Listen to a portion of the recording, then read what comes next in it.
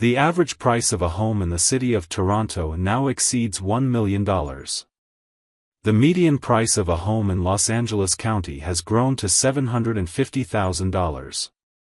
The situation is no better overseas, with the average Sydney home exceeding seven figures, and a whole lot of property valuers surveyed in a recent report admitted that residential property has straight up become out of reach for the average Australian. Things are so bad in my hometown of Hong Kong. A mere parking space recently traded hands for the equivalent of $1.3 million, while a depressingly large portion of the working class has been reduced to living in coffin or cage homes, which are often no bigger than that aforementioned parking space. In many if not most major cities in the world, there's a housing crisis going on.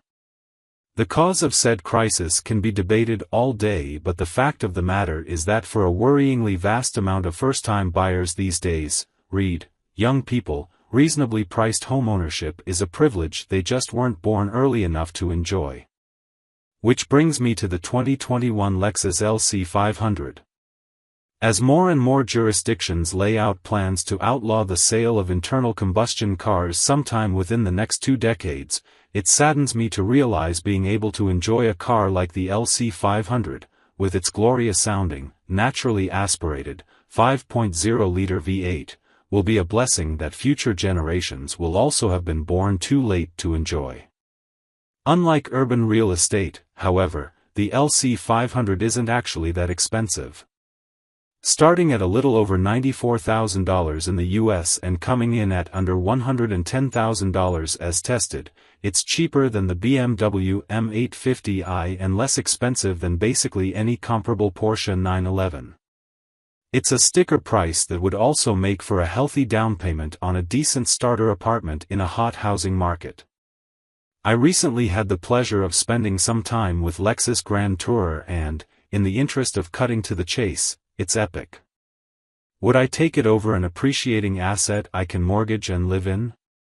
Logically and responsibly speaking, the answer is, of course, no, but the LC500 is just one of those cars that tends to make you act anything but rational. The 2021 Lexus LC500, by the numbers. Base price, as tested $94,075, $106,015. Powertrain, 5.0-liter V8 10-speed automatic rear-wheel drive. Horsepower, 471 at 7,100 RPM. Torque, 398 lb-ft at 4,800 RPM. EPA fuel economy, 16 miles per gallon city 25 highway 19 combined. Curb weight, 4,340 pounds. Seating capacity, 4. Cargo space, 5.4 cubic feet. Quick take, a glorious and beautiful V8 Grand Tourer that'll make you question your financial priorities. Is anything new?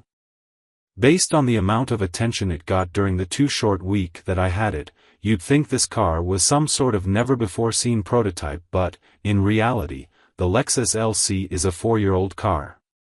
First introduced as a bafflingly unchanged road-going version of the company's 2012 LFLC concept car, the LC500 is Lexus' flagship Grand Tourer, a capital L, capital C luxury coupe made to carry 4 people across long distances in great style, speed, and comfort. As it did before, the LC500 uses a naturally aspirated 5.0-liter V8 to send power to the rear wheels through a 10-speed automatic transmission. A hybrid LC500H is also available, but the car tested here is the loud one. The one you want. For 2021, Lexus, thankfully, hasn't messed with the LC's looks at all but did make a handful of mild engineering tweaks. For one, it slashed 22 pounds of unsprung weight thanks to lighter aluminum lower suspension arms, lighter suspension stabilizers, coil springs made of a new material, and lighter rear wheels. The front suspension electronic absorber controls were tweaked to increase stroke length, while said stroke was smoothed out, lending to better road feel. The rear stabilizers have been stiffened to improve turn-in and steering linearity, while active cornering assist, aka brake-based torque vectoring, was added to help with mid- to high-speed agility, and shift programming on the 10-speed automatic transmission has been revised to make the LC500 more responsive for more of the time. Beautiful driving. The result of all of that tinkering is a Lexus coupe that drives the way it looks, absolutely beautifully.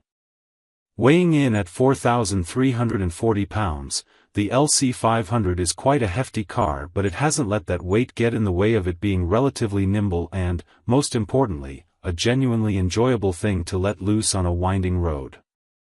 When the Drive EIC Kyle Karamka drove the first model year LC500 back in 2018, he complained of a slight tendency to understeer that holds you back a bit during aggressive driving. I'm happy to report it looks like all of that fettling on behalf of Lexus engineers has paid off, because there isn't a whiff of understeer on this 2021 version, at least not on the street. It's either that or Kyle and I have very different ideas of what constitutes aggressive driving.